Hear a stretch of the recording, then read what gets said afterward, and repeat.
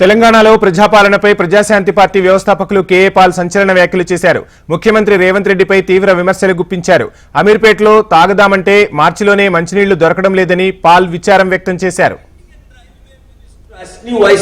తక్షణమే రాజీనామా చేయాలని మన తెలుగు రాష్ట్రాల ఎంపీలు పార్టీలకు అతీతంగా డిమాండ్ చేయండి. గత 3.5 సంవత్సరాల్లో ఎంతమంది చనిపోయారు, ఎన్ని వందల మందికి ఇంజురీస్ అయ్యాయి. మోదీ గవర్నమెంట్ కనీసం చనిపోయిన కుటుంబానికి ₹1,00,00,000, ఇంజూర్ అయిన కుటుంబానికి 50 లక్షలు ప్రకటించాలి. అపోజిషన్ పార్లమెంట్ లో డిమాండ్ చేయాలి, తక్షణమే రైల్వే మంత్రి రాజీనామా చేయాలి. లాలూ ప్రసాద్ యాదవ్ రైల్వే మంత్రిగా ఉన్నప్పుడు దేశం ఎంత బాగా నడిచింది, ఎన్ని వేల కోట్లు లాభం. ఇప్పుడు అన్ని ప్రైవేటైజేషన్ పేరుతో దేశాన్ని తగలబెట్టేస్తున్నారు, అప్పులు పాలు చేసేస్తున్నారు.